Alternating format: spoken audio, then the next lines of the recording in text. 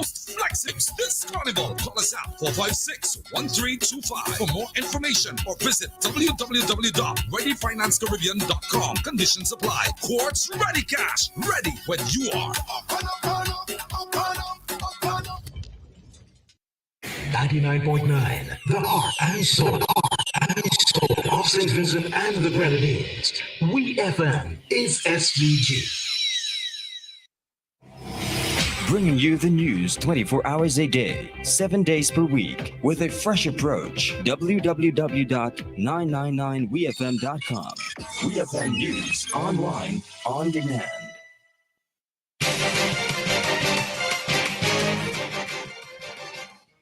Good afternoon and welcome to WeFM's Midday News, brought to you with the kind compliments of Quartz St. Vincent Limited. I am your presenter, Rajiv Providence. First, on the local scene. While discussing the current rate of crime in St. Vincent and the Grenadines, Prime Minister Dr. Ralph Gonsalves made it clear that there is no quick fix to this issue. The Prime Minister highlighted various factors such as a person's upbringing and more that contribute to the occurrences of these crimes. We hear more from the Prime Minister. It's a minority of persons, a very tiny minority, who are involved in these serious forms of antisocial behavior and violent conduct, criminal conduct.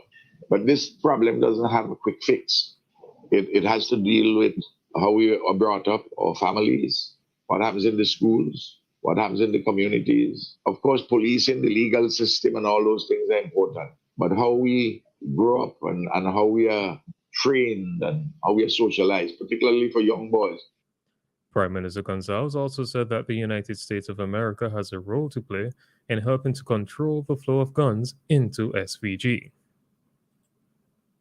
The United States of America has to help us in containing the flow of arms coming out of the United States. As you know, in the United States, where you live there now, you must be, when you go to a church, you're going to wonder whether some half-crazed person is going to shoot up people, or you go to a mall, or you go to a cinema, or you go to pick up your godchild at an elementary school. You don't know if you're going to have a massacre. It's the reason because everybody has guns. That flow of guns has to be controlled. So there are policing issues too. So it's a complex of questions. There's no easy magic bullet.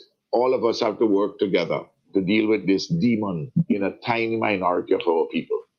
That was the Prime Minister, Dr. Ralph Gonsalves, speaking on VC3's Roundtable Talk.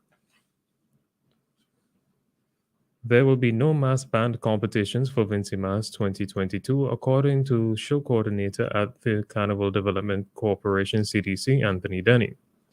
Although there will be no King of the Band, Queen of the Band, and Band of the Year competitions this year, Mr. Denny assured the public that they can still look forward to impressive presentations. We hear more from the CDC's show coordinator. Mass, there's going to be sections of the bands, but it's not going to be a competition. It's simply just going to be a showcase. The Carnival Bands Incorporated and the Carnival Development Corporation, after much engagement, the CBI indicated that a lot of the mass bands then felt that they were quite ready to put out full presentations. So that being the case, there's not going to be a King and Queen of the Bands competition. There's not going to be a Band of the Year competition, so to speak. But I can assure persons that there'll be good presentations for Junior Carnival, for the sections of the bands, and of course on Tuesday, which is Mardi Gras. The mass bands, they've assured us that they're working quite naturally hard to ensure that they have their portrayals and their costumes all ready for that day. And we just want to urge persons to reach out to our mass bands. And of course, let's hit the street for Vincimas 2022. That was the show coordinator at the Carnival Development Corporation, the CDC, Anthony Denny. Vincimas 2022 will take place from this Friday, June 24th to Tuesday, July 5th. Still on the local scene, Prime Minister Dr. Ralph Gonsalves, during a call to the issues attend the program on Sunday, discussed the compensation of 35 Rose Place fishermen who are being moved in order to facilitate the port modernization project. Prime Minister Gonsalves noted that 16 of the 35 fishermen had already signed agreements with the government, and 2 have already received payment. We hear more from the Prime Minister. Now, what is being given? You get monies, a small amount of money, $400 allowance to move. $2,400 for crew allowance. You get a shed allowance depending on how much the shed worth. And you get $13,000 for vessel improvement. You know, some of the vessels, some of the boats are not even working, but we are giving $13,000 so you can improve your vessel. The minimum anybody will get is $18,000. That was the Prime Minister, Dr. Ralph Gonsalves, speaking on the issues at hand program. The Prime Minister, during his call, assured the Rose Place fishermen that just as those with structures on the beach were compensated, they too will also be taken care of. On to news in the region. Barbados' Prime Minister Mia Mottley has tested positive for COVID-19, according to an official statement issued. The statement by the Office of the Prime Minister said that Prime Minister Mottley has a mild case and she has indicated that she is doing well. The doctors have advised that she will remain at home until they determine otherwise, the statement said. Last week, Prime Minister Mottley, who was fully vaccinated, hosted a delegation from the International Monetary Fund (IMF), headed by the fund's managing director, Kristalina Georgieva. The statement said that the Deputy Prime Minister, Santia Bradshaw, will perform the functions of Prime Minister during the period Mottley is sick. Police in Dominica have intensified their search for a 12-year-old girl who was kidnapped more than a week ago. According to Dominica's Deputy Police Commissioner Lincoln Corbett, the police shot and killed her abductor on Saturday. Speaking with reporters, Corbett confirmed that the abductor, Kian Alexander, was shot and killed shortly after 3 p.m. A police patrol team encountered Kian armed with a cutlass about 3 feet long. The police tried to apprehend him, and he charged at them with the cutlass, Corbett said. The deputy commissioner added that the police then tried to subdue Kian by shooting him in the legs. The police took immediate action to render first aid. During that time, he said certain things to the police as to the possible whereabouts of Kanisha Aiken. As a result, a search has been intensified to locate her, Dominica's deputy commissioner stated. He said Alexander was pronounced dead shortly after a medical team arrived. On the international scene, Japan's ban on same-sex marriages does not violate the constitution, a district court in Osaka has ruled. The ruling dealt a blow to gay couples and rights activists after another district court in Sapporo ruled in 2021 that the failure to recognize same-sex marriage was unconstitutional. Japan's constitution defines marriage as one between both sexes.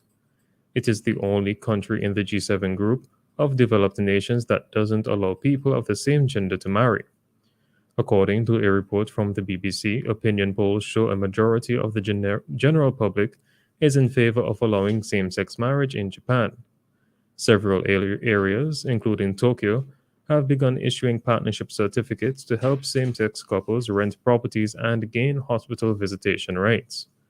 The Osaka case was filed by 3 same-sex couples, 2 of them male and 1 female.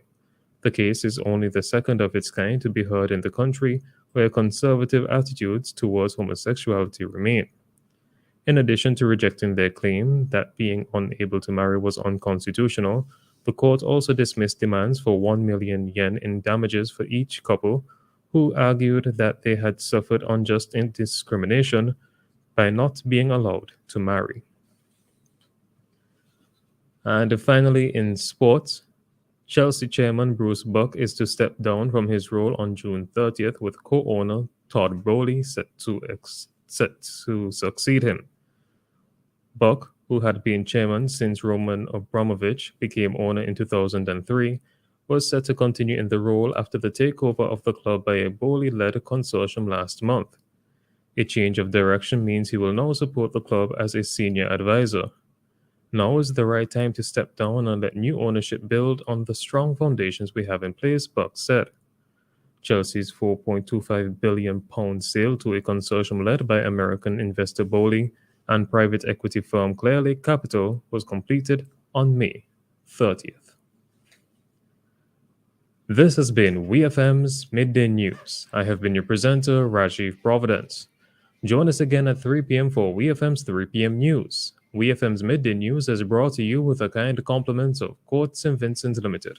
Jump in the line this carnival season with Quartz Ready Cash. Get a loan of up to $20,000 to help you get ready for the road. Plus, with any loan of $5,000 or more, we will pay your first installment. Also, you pay zero deposit and you get cash in hand in as little as 24 hours. There's nothing to pay for 60 days and we have the most flexible payment terms. Don't miss the vibes this carnival. Call us at 456-1325 for more information or visit www.readyfinancecaribbean.com. Conditions apply. Quartz Ready Cash. Ready when you are.